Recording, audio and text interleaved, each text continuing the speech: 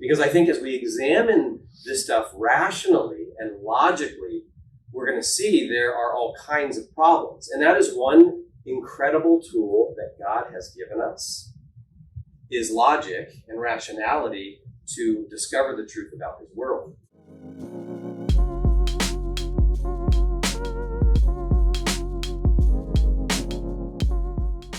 We need to talk about probably one of the most pressing issues in our culture, and it's the issue of gender. And I think here's the first thing I want us to understand, is how the culture is shaping us on this. And in particular, how the culture is shaping our kids on this, okay? Because you can look at really any area or sphere in our culture or institution, and what do you find? You find in kind of the constant drumbeat of modern gender ideology, right? So you guys are familiar with Ellen Page, right? Who it was in 2021, she had a very public transition, right? From Ellen, maybe you I don't know if you recognize her. She was in Juno. She was in Inception. Very talented actress, and had a very public transition. It resulted with an interview on Oprah and a Time magazine cover. And Ellen is now Elliot, right? And had a double mastectomy. I'm not sure if she's gone the whole 100 yards, but it's definitely gone down that route. And so in entertainment, you have the celebration of this in any streaming platform. Any streaming platform, there's all kinds of content that's available to us. For instance, you can jump on Netflix and watch Drag Kids. And it's a documentary on these elementary age kids who are doing drag. I don't know if any of your kids, let's see, how many of you have five and younger kids? Okay, vast majority. Well, I don't know if your kids have ever seen Blue's Clues. Blue's Clues, the target demographic, right, is 2 to 5 year olds. And last year for Pride Month, they released on their YouTube channel a video, an animated video that was hosted by a drag queen, talking about the different ways that people can be families. Watch this. Hey, Blue, look at all these families. Hi, families. It's time for a pride parade. Families marching one by one, hurrah, hurrah. Families marching one by one, hurrah, hurrah. This family has 2 mommies. They love each other so proudly, and they all go marching in the big parade. Families marching 2 by 2, hurrah, hurrah. Families marching 2 by 2, hurrah, hurrah. This family has 2 daddies. They love each other so proudly, and they all go marching in the big parade. Come on, friends. Families marching 3 by 3, hurrah, hurrah. Families marching 3 by 3, hurrah, hurrah. These babas are non-binary. They love each other so proudly, and they all go marching in the big parade. That video actually goes all the way up to 10, so you're welcome. In fact, later on, there's 2, I think it's a trans beaver that has animated scars from a double mastectomy. I mean, so you've got, in headlines like this, virtually every single day. I was just telling Rob, I can't keep up with all the different headlines. Disney partners with drag queen with Kermit the Frog to host LGBTQ pride concert, right? Here's another show for young kids. It's a Netflix animated show called Ridley Jones. And you have Fred the Bison, right? Fred the Bison is actually the first non-binary character on a preschool television program. Distinctive honors there. And this stuff is done very purposefully. Okay, Chris Nee is the producer of Ridley Jones, And this is what she said. She said, in creating the character of Fred, I was very aware that we were in a moment where the trans and gender fluid and non-binary community was in as much direct threat in conversation as I was coming out gay in 1988. To see a real live non-binary trans person behind the voice of Fred has a life-changing impact on those children. Okay, so make no mistake. I mean, this stuff is done intentionally to change hearts and minds, right? That's just entertainment, and that's just a few of the examples. Okay, education. In education, we have all kinds of things. I could literally spend the rest of the night showing you video after video after video of teachers and administrators saying this kind of thing. This is a New York public school, middle school teacher. So I posted a TikTok yesterday about how I start conversations about gender and sexuality with my students. I ended up privating it for unrelated reasons, but I got a lot of weird feedback where some people like, you shouldn't start these conversations. You shouldn't talk about this with your kids. Yeah, you should. Because for these kids to know that a queer adult exists, to know that trans people exist and are normal, is life-changing to them. They need someone to start those conversations because they don't know they have the permission to ask me about stuff. Here's a parent who posted, it's a tweet from a parent regarding his son's first grade assignment, right? And so this online program teaching them gender, girl, boy, neither or both, and then the proper pronouns. You have this teacher, St. Louis public school teacher, a kindergarten teacher, talking about reading to her kids a pronouns book to celebrate Trans Day of Visibility. And then here was another teacher, this is a first grade teacher, using a stuffed animal to teach her kids pronouns. This year, I decided to ditch Elf on the Shelf, so I want you to meet Remy the Respectful Reindeer. Remy isn't tied to Santa Claus or Christmas, and they decided to start us off with a story to give us a hint as to why they're in our class this year. Remy loves the book They, She, He, Easy as ABC because it's a fun, easy way to introduce littles to pronouns. After the story, Remy played a trick on us and tried to have us guess the pronouns that they prefer. But Remy quickly corrected us and helped us learn not to make assumptions about people just based off of what they look like, because our pronouns are all about what we feel inside. So Remy had us practice asking, Remy, what are your pronouns? Together, we learned that our new friend Remy prefers they, them pronouns.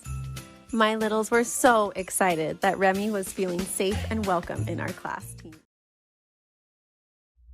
So you've got entertainment, you've got education, right? And again, a situation where this is stuff that is very, educators and the gatekeepers in education are very intentional about this stuff. This is Judy Chiazan.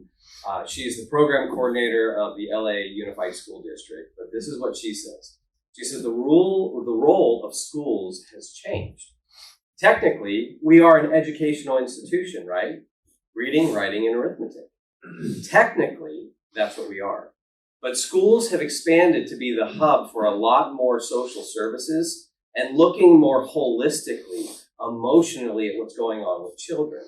Looking at schools as a source of social justice. Our role continues to expand. The outreach now is profound, right? And what really she's getting at is that there's a worldview that they want to teach, that they want to pass on to the next generation. Of course, social media, this kind of stuff is all over social media. Hi, my name is John. You might know me as Chef John Kung, and my pronouns are they and he. TikTok has added pronouns on profiles, allowing all of us to refer to one another with ease, specificity, and care. So this is how you can add pronouns to your profile. For this feature, you'll want to head to the Edit Profile section of your TikTok page. There you'll see an option to add your pronouns in between your username and bio sections. You'll get to select up to 4 pronouns from a list of options. Once you've added your pronouns, they'll show up on your profile, right up at the top, under your name in a light gray font. Feel free to use whatever feels most authentic to you and your identity.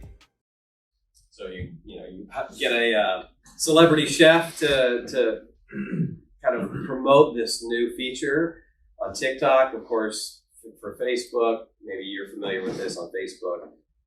There's at least 56 gender options. I don't know if that's changed 56? Recently. Yeah, 56. I was recently on LinkedIn, and I'm on, they have this prompt that comes up, and the prompt was, show your pronouns on your profile to let others know how to refer to you, right? And I think just on every single social media platform, this is just the norm, okay? So, entertainment, education, social media. How about business? We see it in big business as well, right? You have Oreo Cookies tweeting out their support for trans folks as an example. You can go to the Uber website, and Uber on their Pride site has content like this that tells, instructs you on how to speak inclusively, avoid gendered greetings. Don't assume cis heteronormative relationships. You can go into maybe some targets, not all targets, but some targets will allow you to put your pronouns on the name badge. Lego, if any of your boys play Lego or girls play Lego, my kids love Legos, and they put out a LGBTQ set for children. Those are just some examples from business. Again, we could spend the rest of the time going through more examples. Not only those areas, athletics, right? We've seen this, and then we see this internationally. Laurel Hubbard is the guy on the left, a trans individual, New Zealand weightlifter, was actually selected to compete at the 2020 Summer Olympics, and the first openly transgender woman to compete in the Olympic Games. Of course, Hubbard won international weightlifting title in New Zealand, right? And then you've got Leah Thomas. I don't know if you followed that story, but a University of Penn swimmer who won the NCAA Division I's 500-yard freestyle. Okay, so you've got it in athletics. You have it in government, right? You have a candidate for Texas governor wearing this in some of his campaign stuff. You have the armed forces. This was in celebration of Women's History Month. They put out this video. I'll just show you a piece of it. Hi everyone, it's The Under. I want to wish you a happy Women's History Month. I want to introduce Lieutenant Colonel Bree Fram, who I'm pleased to be joined with this afternoon. Lieutenant Colonel Fram is currently serving as an astronautical engineer here at the Pentagon, working space acquisition policies.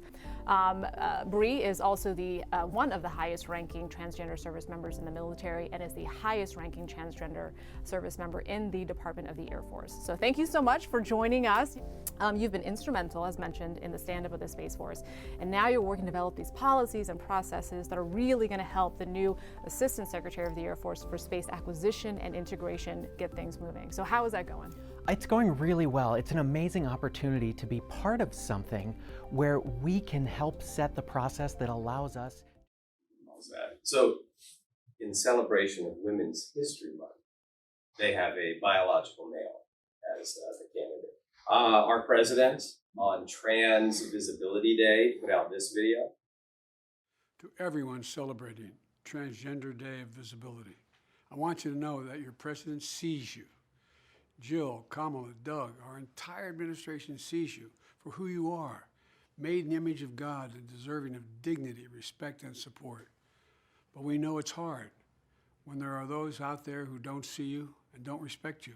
For example, the onslaught of anti-transgender state laws attacking you and your families is simply wrong. This administration is standing up for you against all these hateful bills, and we're committed to advancing transgender equality in the classroom, on the playing field, at work, in our military, in our housing and healthcare systems, everywhere, simply everywhere. Today, we're announcing even more steps, but there's always more work to do to end the epidemic of violence against transgender women of color and girls of color, to ensure transgender seniors can age with dignity, and to finally pass a bipartisan Equality Act, to help transgender persons around the world live free from discrimination and violence. Above all, to be there with you. To parents of transgender children, Affirming your child's identity is one of the most powerful things you can do to keep them safe and healthy. To any transgender American who's struggling, please know that you're not alone. To parents and children alike, please ask for help and know this: you're so brave, you belong, and we have your back. God bless you all. Be brave. We got the U.S. passport now, offers an X-gender marker, right? So those are just some examples from government. And I think in the what the president says, there's a phrase that he uses, 2 words that I think captures what I'm trying to communicate here. He says, simply everywhere. Simply everywhere. And that's exactly what's happening. This idea is now everywhere. And this is how culture most powerfully shapes us. And this is how culture most powerfully shapes our kids. It just, at every turn, presents this as normal. And then we absorb it. And now you cannot escape this in any sphere of life. Your kids cannot escape this in any sphere of life, right? And so that right there is maybe one of the most important insights for us as dads. There is, unless you are planning to lock your kids, in a basement or a closet or a shed for the next 18 years, right? There's just no hiding out from it. It's good. It's out there, and it's going to be constantly presented to our kids as normal. All right, and so know that right there will be one way, one powerful way that culture is going to be shaping our kids. Okay, and so that's going to cause us to think, okay, what do we do on that? Right? How do we help our kids? How do we do 2 things? I think number 1, protect them, because there is an appropriate amount of protection, and I think for fathers, in the way that God has built us, that is a central role that we play with our families, right, as protectors. And we need to take that really seriously. And so being the one who leads in the protection of our kids. Of course, protection for us as followers of Jesus is the short-term goal, okay? The long-term goal for my kids is that I would send them out into the world to be salt and light. That's the long-term goal, okay? So those aren't opposed. Like, I want my kids exposed to this stuff, and I want them interacting with it and thinking carefully through it. And yet, not at all ages are not prepared for it. The 2-year-old, the 3-year-old watching Blues Clues is not prepared to navigate that, right? And so that's where protection at the younger ages is good.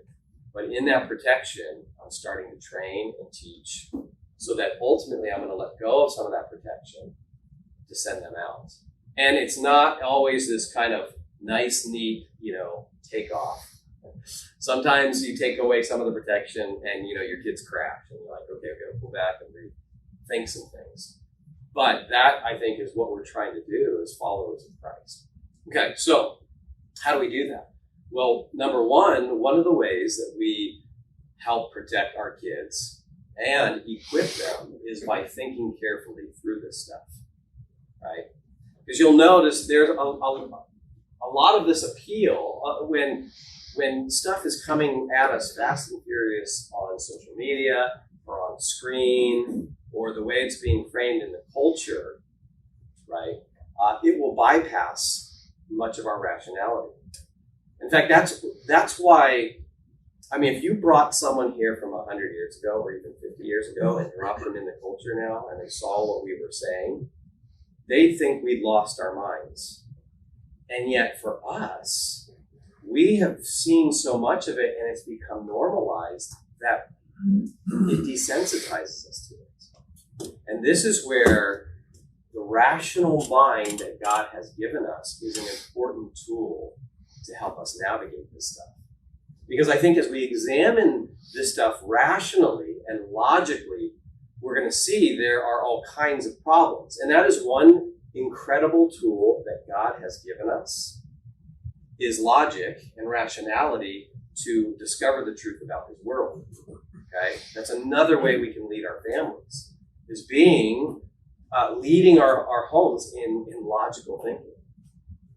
And so let's do some of that. And the first thing that you do, I think with almost any issue, it's almost always helpful to start defining terms, right? And so there's a number of terms, 4 in particular, that I want to define here that I think will help us navigate this a little bit more. The first term is the term sex, okay? Sex. And what I'll do, Rob, I'm just thinking, if anyone wants to take any notes or whatever, don't worry about taking pictures. I will put this into a PDF and I'll send it to you, and then you can pass it on to everyone else. You can have all my notes on this, okay? But how do we define sex? Well, this is what sex is. It's either of the 2 main categories, male and female, into which humans and most other living things are divided on the basis of their reproductive functions. All right, so that's a mouthful. What does that mean? Well, sex is a biological reality. All right, that's what it is, the biological reality. It has to do with our body's way of being organized in respect to reproduction. All right. Now, 2 things about this. The biology is unchanging. Biological sex is unchanging. There's absolutely nothing you can do to change that. You can remove parts. You can do cosmetic things, but you will never actually change your biological makeup when it comes to sex. And in almost all cases, it actually is immediately obvious what biological sex someone is, right? I mean, just think about that classic picture of a doctor, helping deliver a child, and the parents don't know what it is, and he announces, right when the child's born, it's a boy, it's a girl. There's no ambiguity there. He's not like, gosh, give me a minute, right? No, it's almost always immediately obvious. Now, what's appealed to when we kind of make this kind of definition? You always get the appeal of intersex individuals, right? Intersex individuals are individuals who they have a condition where their genitalia are ambiguous for no reason. There's some kind of, actually it turns out to be a physical anomaly. And you have maybe, and this is according to the Intersex Society of North America, you have 0.05% of individuals who are born with this condition. So it's a very, very, very small minority. But it doesn't, intersex individuals don't represent a third sex, okay?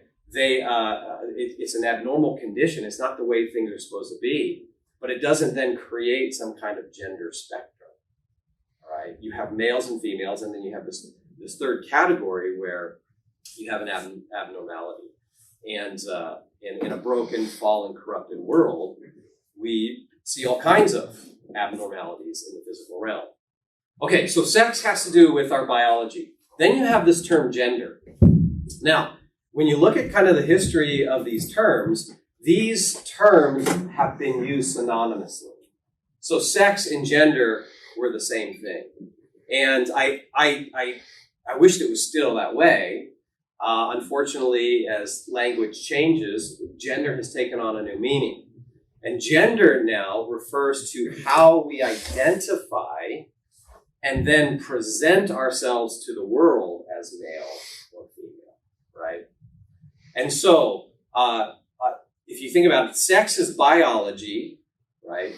Gender is psychology on this view. So you have gender being, despite what your biological makeup is, it's how you identify inside, right? And that was, which video? I think it was the celebrity chef who was saying, the pronouns help you express what's inside. And so that's the idea here, is that your sex is your biological makeup, your gender is your psychological makeup, and those things don't always comport with one another, right? Sometimes as someone grows up, and this is where we have now the terminology of having sex assigned at birth, right? So you're assigned a sex. They look at your biological makeup and we assign you a sex, which is, you've got to pay attention to the language. It's not assigned. It's simply reported on. It's discovered. This is what someone is, okay? But we don't assign them this. This is what they are in reality. But in the modern gender view, you can be born biologically male, but then as you grow older and you start to feel discomfort or you don't identify with your biological makeup, well, that's where your gender, your psychological states, your mental states come into play. And that is actually the authentic you, isn't it? According to the modern culture. The authentic you is the you inside. And that determines then what you do, right? Which this leads us to our third phrase to define, and that's the idea of gender dysphoria, okay? And this term, as I'm watching just the culture discussion on this, I actually don't hear this term used a lot anymore. Because, and I think there's a couple of reasons why, but gender dysphoria is the condition of feeling that your psychological identity as a male or as a female is opposite of your biological sex, right? So I'm a male, but I feel inside that I'm a female. I have gender dysphoria. Okay. Now, I think a lot of people in the culture who are proposing these views want to stay away from this because there are because they want to say something much deeper, which will actually be our fourth term. But they don't want to say that you can be biologically male, have these feelings, and that's problematic, right? Gender dysphoria sounds like a problem. And you can even look at the DSM, where there's been changing views on this in the psychological community. And so, but everybody who experiences gender dysphoria, not everyone actually thinks that they are the opposite sex. Or not everyone who experiences gender dysphoria will want to identify that way. Okay, and some people who experience gender dysphoria will tell you they know that they're not, even though they have those feelings. Okay? But if we can get rid of this category, we've got the fourth category, and that's transgenderism or trans. Right? This is the view that people are the gender they prefer to be. So you are the gender that you feel like you are. And this is why we have statements like trans women are women. Right? In fact, they don't often, the trans community doesn't even want you to use that kind of adjective, trans. It's just that they are women, right? Because what you think defines your own reality. All right? And so those are the four terms I think will help us to navigate this. And here's what I want to do. I want to look at the different lies that the culture tells in regards to these four terms. All right, let's go through a few of the lies because I want to keep thinking rationally through this. Okay, and here is I think the first lie, the most prominent lie in our culture, is that we decide our own gender. We decide our own gender. Okay, and this goes along with, again, you can trace ideas in Western civilization. But recently, we have this idea of social constructs, right? And social construction has a long history in philosophy. But the idea of social construction is that there aren't these things that exist independently in the world. Instead, they're an invention of society. We, in our social groups, construct those things. In fact, I actually heard an educator in Canada, I have a video clip of this that I showed to students. But she is making the argument that virginity is a social construct. So it's an invention. We've just invented these things. And male and female, those are just inventions. We create those things, but they're not actually features of the real world. Okay? Of course, if you're really radical, you say everything's a social construct, right? But a lot of times people will not take this view to its logical end, right? They won't claim everything's a social construct. Because you can't live it out. right? I mean, if someone wants to claim that everything's a social construct, then my question is, well, hey, why don't you climb up on this roof and show us that, if we deny gravity, you can deny gravity and therefore you won't fall off the building anymore, right? No, these views can't be lived out in reality. And what's interesting is how we don't apply this consistently across the board, right? So we will say, hey, gender is a social construct, but what about race? And we have a very prominent example in the culture from a few years ago. You guys remember Rachel Dolezal, right? She had this secret life living in the Pacific Northwest. Her friends believed she was a black woman. She was very passionate about African American issues. She was even on the leadership of the local NAACP in Spokane, Washington. And then it came out that Rachel Dolezal was actually white, right? This is a picture of her when she was, I believe, 12 years old. Here's her biological parents, right? Clearly, she's not an African American woman. But the question is, well, so what? So what? She's not biologically a particular race. What if the authentic self is inside? Why can't she do what the trans community does and simply declare it to be so? But this was absolutely rejected by left, right, center, everyone on the political spectrum. And she lost her position. I think she ended up getting fired from her job. She was castigated for this. And so if you accept this ideology when it comes to trans, the same principles apply to the issue of race, right? A biological reality that you just disconnect from. Or how about species? And sadly, there are real examples of this. This is Boomer, who was actually born Gary Matthews.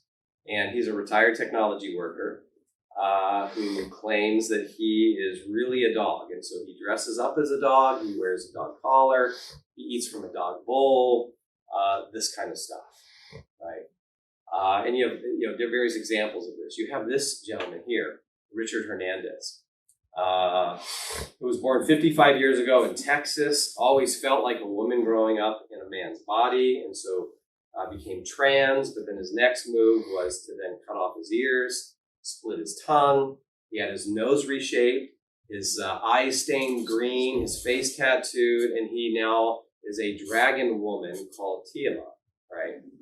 Now, we look at this, and I'm trying to give some clear case examples to say we look at this and nobody thinks that Richard Hernandez now is truly a dragon lady, right?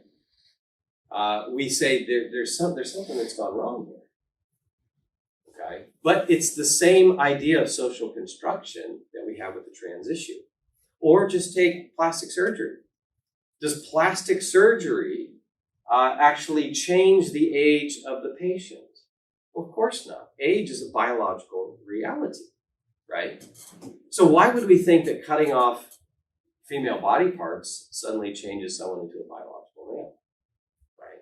And so we have many examples to show how this ideology cannot be carried out to its logical conclusions. What I've just showed are taking that same idea, in fact, in logic, it's called a reductio ad absurdum, which simply means in Latin, reduce to the absurd. That's where you basically take an idea and you test drive it. And you say, okay, if that applies over here, how, in other relevant cases, other parallel cases, let's apply that same ideology.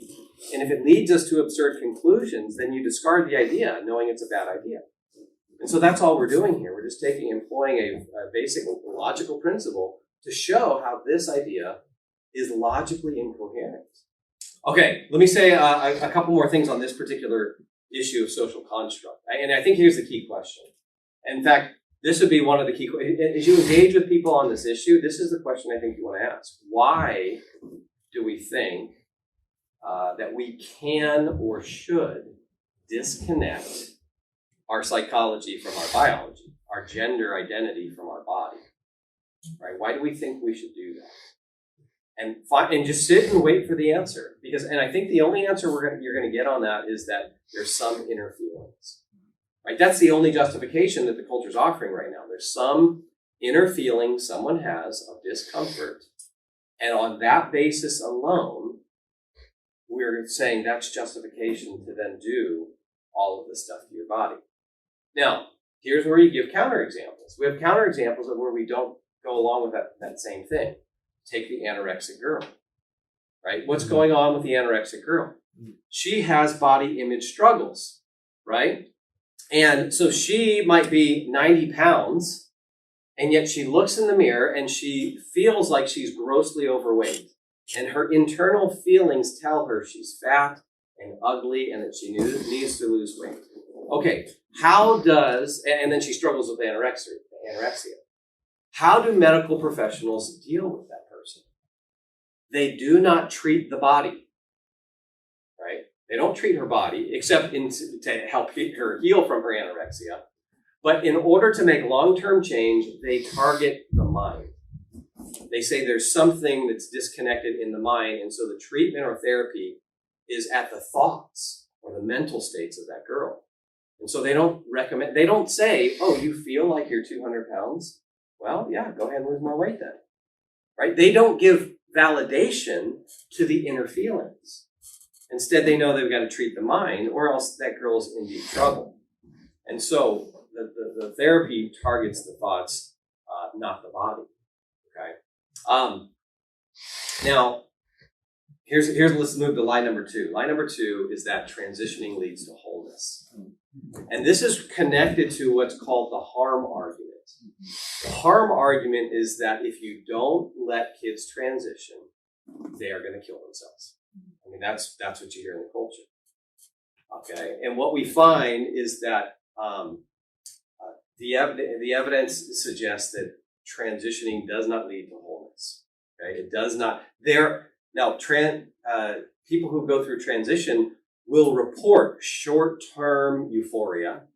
They'll report short-term satisfaction, but it's short-term. Over the long haul, we still see high rates of attempted suicide. So 41% of transgenders will attempt suicide, which compared to the general population is 4.6%. I mean, that's astronomically high.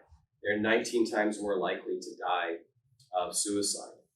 And now the argument on this one would be, well, it's because of the discrimination of the culture. And this was the same argument that was used for for homosexuality. And now, if you make that claim, number one, you have to back it up. If you say that discrimination is what causes the mental health disorders with this group of people, and therefore that's why they're prone to suicide, you have to back that claim up with data, right? You see, that's a claim that needs to be supported. You can't just make a claim and we simply accept it. And what you found, like with the gay issue with homosexuals, you can give counterexamples where you have all kinds of examples of cultures that have actually, you would say, were far ahead of the United States on this. So like the Netherlands, it was like in 2001 when the Dutch Parliament granted rights to same-sex marriage. You can look at places like New Zealand, Great Britain, where they're very celebratory of these things, very secular. And you still see the same higher mental disorders, mental health disorders in the gay community. And so, and what we're finding now is as we'll have data over longer periods of time, more and more data is coming out to show, hey, these thoughts of self-harm and suicide don't always dissipate. They might dissipate for the short term. In fact, I'm going to show you a testimony from a detransitioner that talks about this. In fact, what research tells us is that 80 to 95% of children who have experienced gender dysphoria, if you don't do anything, you just leave them alone, don't even put them in therapy or anything, they will naturally grow out of it. They naturally grow out of it. Okay. All right, lie number 3. Lie number 3 is that there is a gender spectrum. Okay, there's a gender spectrum. Now, oftentimes the lies contain partial truths, right? And that's what makes them appealing. Because we might say, well, gosh, I see effeminate men. I see masculine women, right? Doesn't this speak to some kind of spectrum? Well, there is a spectrum, but the spectrum isn't in gender, right? There are males and there are females. The spectrum is in masculinity and femininity and how that gets played out. And so I'll hit your question in a sec. So for instance, with boys, there isn't a gender spectrum. There's a spectrum of masculinity and femininity amongst our boys, amongst the men in this room, right? There are some of us who, for whatever reasons, we're just more rough and tumble boys, right? Outdoors, maybe like to hunt, like to play sports, whatever, like to beat your buddies to a pulp, that kind of thing, to the more sensitive boys. Maybe boys who are more artistically gifted, or more quiet, or more intellectual, right? And you have a spectrum all the way between. And what our culture does is we say, oh, well, the more sensitive boy, well, he's really a girl trapped in a boy's body, right? Or he's gay, or something like that. And with girls, you have the same kind of spectrum. You have a spectrum of femininity where you have your girly girl on one end, who loves dolls and dresses and princesses, and then you've got your more tomboy who wants to get out and, knock the ball around with the boys. And you've got everything in between. But again, you don't even hear this term, we don't use this term anymore, and we don't want to call girls that anymore because there are no tomboys. No, that's a male trapped in a boy's body, right? And so you have a spectrum, but it's in femininity and masculinity. And I think this is a really important insight for us as parents, right? Because in fact, we can sometimes, and I say this gently, and I don't want to make us all worried, but some of our parenting can have negative effects on our kids. And so let's say you're that rough and tumble guy, right? And you've got a real sensitive boy. And there's just over time a sense that, hey, dad rejects me. I just don't connect with dad. I don't want to do the things he wants to do. There's no affirmation coming from him, right? And you can create gender dysphoria in your kid that way, with that kind of rejection. And I think with our boys and our girls, but all kids need the 3 A's: attention, affirmation, and affection. And sometimes they just need it to different levels. Like, you got a more rough and tumble boy, and maybe you or dad, maybe you're even more sensitive, and you want a hug, and he's like, okay, you hug me for 2 seconds, all right, get off me, right? And he wants to go play. And you can't take that personally, right? That's just kind of in his wiring. But we have a more sensitive boy. They're going to be more open to that, and they probably will need more of that. They'll need some more of that affection than maybe the rough and tumble boy. Now, they all need it at different levels, but this is something I think that is very practical for us to do, is to kind of identify, where does my boy seem to kind of fall on this, and how do I affirm his masculinity no matter where he falls on this level, right? And affirm to him, no, you are a boy, and God has made you this way, and that's wonderful, and there's nothing wrong with you. If you want to, sit down at the piano for 2 hours and play music rather than go play sports with the guys outside, nothing wrong with you. I want to play you. So those are some of the lies, and it's just so important for us to think through this stuff because ideas have consequences. Ideas have consequences, and false ideas have victims. And I want to show you a victim. This is a gal. British or Scottish, who is giving a testimony of going through the whole transition period. And I want you to hear how she talks about it, because she's detransitioning now. But she's already kind of gone down that road. She'll talk a little bit about it. But I think this is one thing that we need to share more of. We need to share more of these stories because they're powerful. When you see what we're allowing the culture to do, what we're allowing these ideas to do to people. There's, as Abigail Schreier, titled her book, it's irreversible damage. It's irreversible, and it's lifelong problems for these folks. Hi, Sinead. We are at the 2022 LGB Alliance Conference.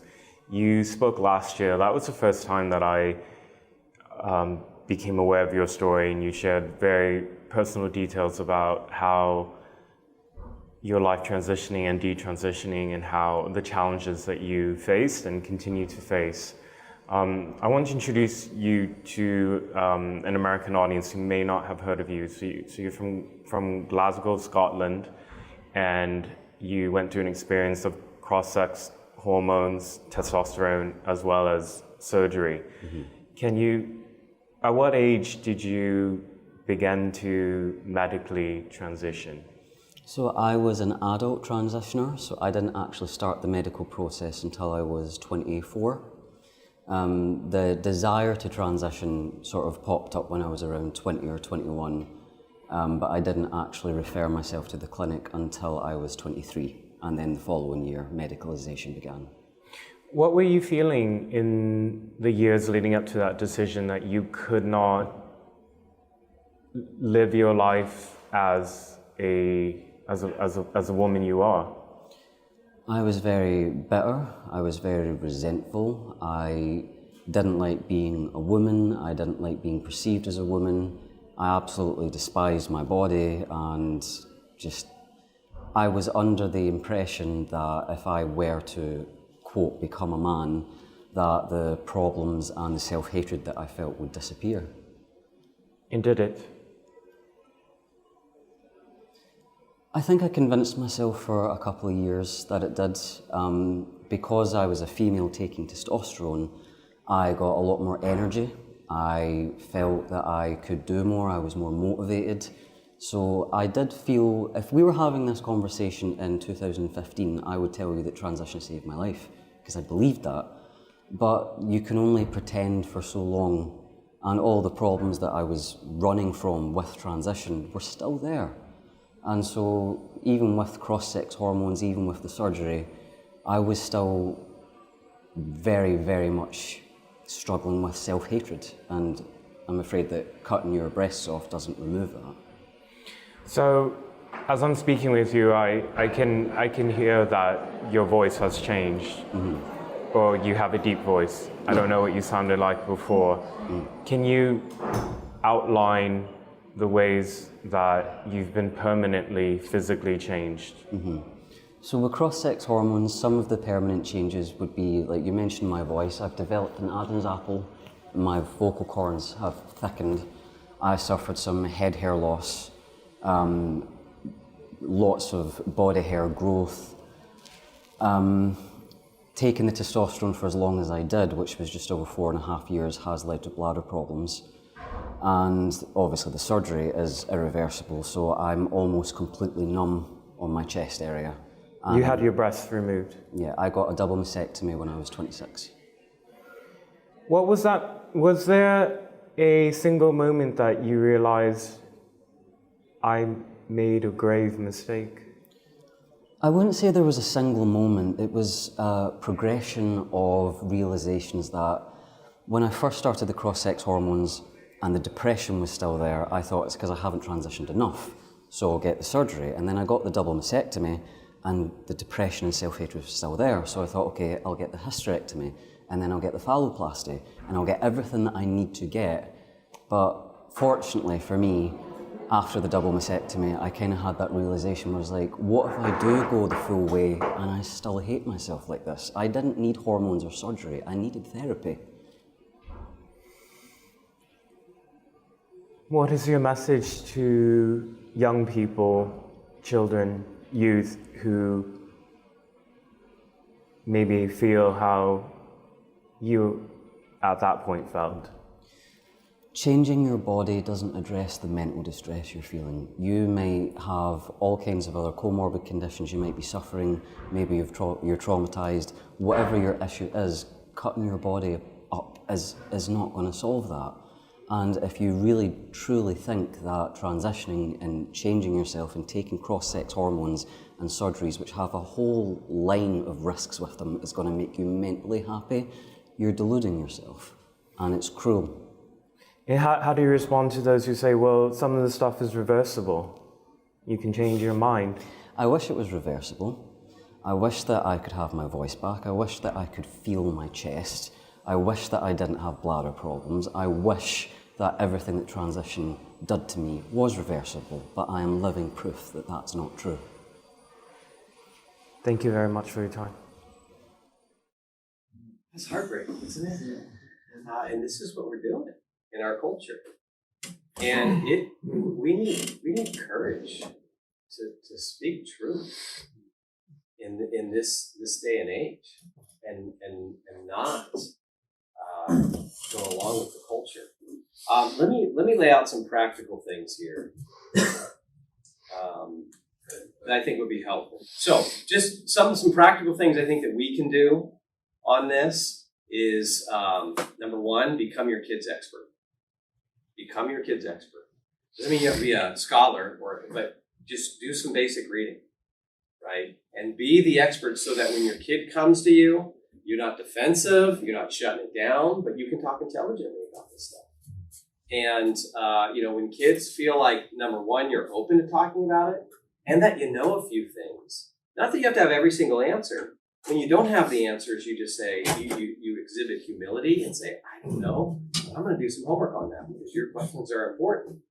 But really, we want our kids coming to us when they notice things. We want them to come to us to be the first ones they go to because mom and dad know some things, right?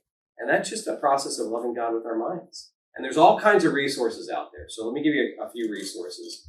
This book is a really good book by Glenn Stanton, Secure Daughters, Confident Sons. If you want, I think, kind of to Matt's question, if you want a better picture and a better explanation of masculinity and femininity, I think Glenn's book is probably the most helpful book I've seen. And it helps you as a man to become more self-aware about just some of the differences between you and your wife, right? That I remember as a young married man, I was kind of clueless on. Like, this is actually a book we should give to young marrieds. I remember when my wife and I first got married, we would, we'd play card games at night, like before we go to bed, and we were just hanging out together. And they would always end up in fights, because I would be very competitive. And I didn't realize that she was looking at the card game as a way to connect. But for guys, games are a way to compete, not connect. I don't care about connecting with you. I want to beat you, right? Things like that is helpful to narrate for our boys as they're growing up. Here's the difference between you and your mom and your sisters or your friends and that kind of thing. So that's a good book. We talk about in my book with John Stone Street, we have a chapter on gender identity there. And then we wrote this book to parallel this book so that parents and students, like if you got a middle schooler or a high schooler, you can read this and have them read this to foster these kind of conversations, okay? If you are interested, Erin and I do a podcast, the Maven Parent Podcast. We have a number of episodes on the gender issue, and it's just something that we will regularly hit on. But we cover all kinds of things, and our idea with the podcast is to say, hey, how do we take biblical truth, and how does it inform our parenting? And what's great for me personally as we do this, and we do the study and the research, and what we've experienced in our life is that the more intentional we are about applying biblical truth to every area of life, parenting, raising kids, all these issues, the more it helps you to navigate. I mean, Scripture really is a light in this dark world. But a lot of us have not plumbed its depths to be able to know that, right? We're just so biblically illiterate. And so I would encourage you, sign up for or subscribe to the podcast. And if you're not in touch with our organization, I would encourage you, get on our website, go to maventruth.com, scroll to the bottom, put your name and email address in, because we constantly send out resources, okay, on all kinds of things, whether it's discipline on your kids to gender ideology and everything in between. And in fact, I would encourage you, I know Grace has been promoting our annual conference, but every year in Southern California, this will be our 5th year, we do a conference to help address the tough issues and lay out a biblical view. So I'd encourage you, do what you have to do to maybe get away with your wife, find somebody to watch those kids for a Friday, Saturday, get away with your wife, come to the conference and think really carefully and equip yourself so that you can actually become your kid's expert, okay? Now, Couple more things. When it comes to trans individuals, obviously we want to love them, right? They're image bearers, they're made in God's image, and we should love them. But and now this is where, and I've even talked to parents who say, like, okay, my kid is now identifying as trans, and all I know to do is to love them. And my question is, okay, what does that look like? Like, what do you mean by love? What does it mean to love somebody? Because when you get a biblical picture on this, like 1 John 3:18, it's connected to certain things, right? Let us not love with word or with tongue, but in deed and in truth. So our actions and truth are connected to love. 1 Corinthians 13, the love chapter, right? Love does not rejoice in unrighteousness, or some versions say love does not rejoice in evil. And I'm telling you, hopefully we've made the case, transgender ideology is evil. Love does not rejoice in unrighteousness, but rejoices with the truth. And so love is not merely affirmation, right? To love a trans person is not to affirm them. It's actually the opposite. The most loving thing you can do is not affirm them.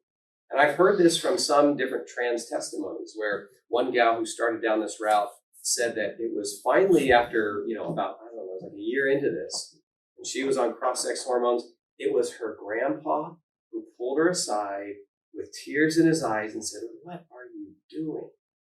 And that kind of woke her up. That conversation with her grandpa, kind of speaking some truth to her, woke her up, and she changed. Love, as defined, I think biblically, is captured by Lewis here. He says, love is not just affectionate feeling, but a steady wish for the loved person's ultimate good as far as it can be obtained. And so that's what we mean when we want to love someone. Sometimes it requires hard truth. It requires not go, and we know this as parents, right? Sometimes the most loving thing you can do for your kid is say no.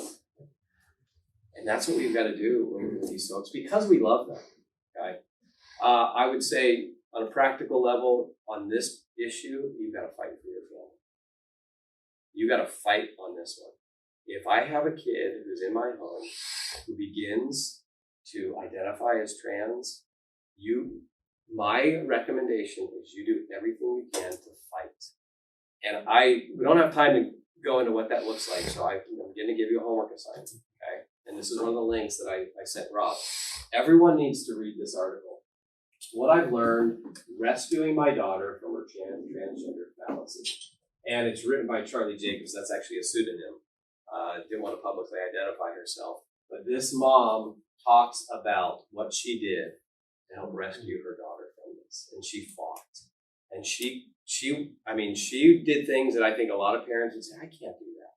Cut her off from social media, took her phone, pulled her out of school, pulled her away from the people who were affirming her, and rescued her from that. And so that's what we've got to do.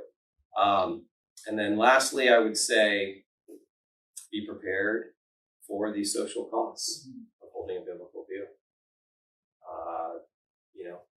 We may get canceled in various ways, and you're going to take heed. I am always expecting, when I give talks on any issue on the acronym LGBTQ, that someone in that room, not this room, I haven't noticed anyone in this room, there's always someone in the room, a few people in the room who are very unhappy with me. And in fact, I spoke on homosexuality at a church in Southern California 2 years ago, and it was like 400 people in this auditorium, and in the middle of the talk, I'm in the very middle of the talk, it's quiet, and all of a sudden, I just hear this screaming. And, it kind of throws you, and I hear, you're lying, just yelling at the top of her lungs. And I identified as a lady, she was a lesbian in the audience, and she got up and she, in the middle, just screaming at me. And that is to be expected. Rob was just saying that, a church here in Southern California that's addressed this, had a group of trans activists, I think it was, that showed up. And you may not be popular in your families. In fact, I have some friends. You would say this couple was just such a faithful Christian couple. Love God, great parents, discipled their kids well, faithful to the church, always serving. And last year was on a phone call with them, and they were telling me their 29-year-old son, who lives in the Pacific Northwest, up in the Seattle area, married, has come out trans. And this is a kid I knew in youth, I knew him when he was younger. Went through youth group, went to Christian college, all day. And now, we talked through that and what they were going to do, and they were committed to the idea of loving him by not affirming him. And that, I just got an update from them recently. That's not enough to say that you love them. It's not enough to, if you don't accept and affirm a lot of these individuals, then they cut you off. And that's what's happened with this couple. Because they won't affirm him in this, he now cut them out completely. Won't talk to them.